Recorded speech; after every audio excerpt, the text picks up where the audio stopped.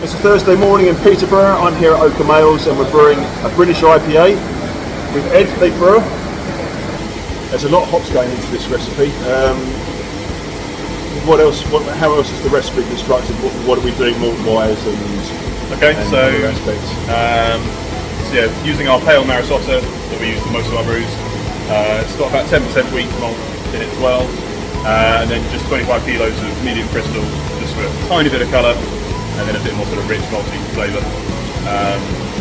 Yeah, nothing too much because the hops really is what we want to shine through. So, water treatment wise, gone for a kind of balanced approach towards just fairly balanced on the salts.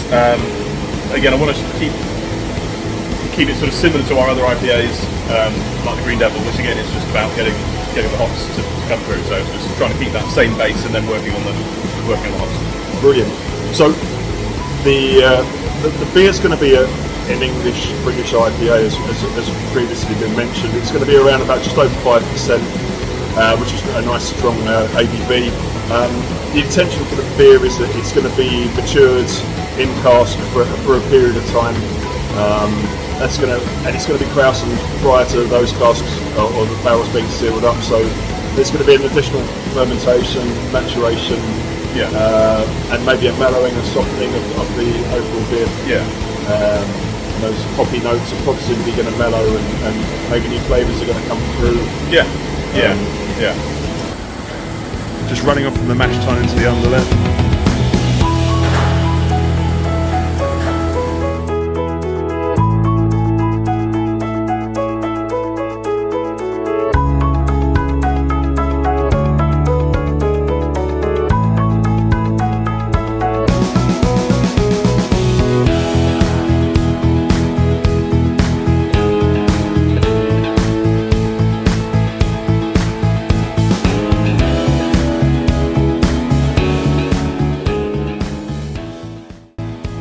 So there's a lot of kettle hops. What's the quantity of our hop additions? So there's 100 kilos of whole leaf hops going in the brew house today, and that's split between CF247, Olicana, Jester, Goldings. Probably one more that I've forgotten. CF247. CF247, yeah, I mentioned that one. And then on transfer, when it goes to condition, we're going to put 10 kilos of Harlequin T90s. Just for a bit of extra oomph. Yeah. Excellent. So for the really late hops that are going into onto the hot sides, Oakham have got a specific arrangement equipment wise with how they get those hops wet, and there's a hop back, and there's also an additional vessel which they produce hop tea. Ed, can you explain? Yeah, so we use the hop back sort of fairly standard, the means of filtration, leaving obviously the hop on the top side, but we're putting fresher run hops in there, so when we cast the work from kettle the hop back, we've got another at least 35 kilos going in, and then the hop tea, so we fill that up with about sort of 600 litres of hot liquor, and we heat that to about 70 degrees, and then today we've got a charge of 20 kilos of the CF247, and the idea is that we just create this sort of hop infusion at relatively low temperatures, so we're not picking out hopefully too much bitterness, and then that sort of hop infusion will then get passed into the main brew, just to sort of add a bit more, hopefully a lot more aroma. And this is a technique that's traditionally worked for Oakham. Oakham have been associated with producing hop forward cask beer, and it's definitely an approach to be able to get the most out of the hops on the hot side. Talking about the CF247 variety, it's a sister of Harlequin, and it's really good that Ed and a number of other brewers, Norfolk Brew House and Haddam Brewery, have also looked at this, and a few other brewers as well.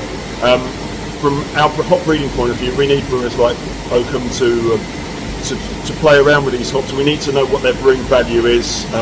They're not full commercial varieties, and they won't be until the brewing checks out.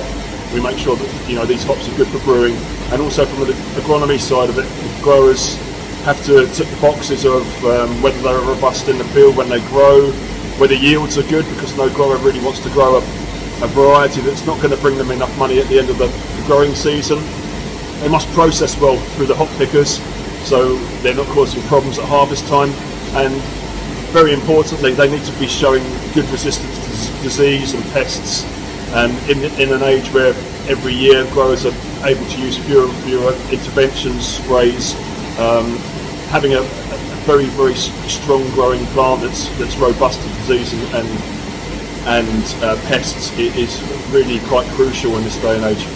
Oakham have been great with us, as have a number of other breweries who are looking at the sustainability of the thing about sort of like, you know, we've got a hop growing industry that is a little bit teetering on the brink of things at the moment and needs support, and brewers like Oakham and others around the UK who are looking at increasing the amount of UK hops that they use is absolutely vital for the industry, for the growers, and what was once a very, very large industry, which is now a fraction of the size it once was. It's crucial. It would be good if we could start seeing an increase in acreage around the UK rather than it diminishing. So I think for next year, Oakham are going to be looking at some seasonals, using some existing UK varieties and some new experimental varieties, and them, like many other brewers in the UK, are trying to help us get back to somewhere where the hop industry is on a stable footing.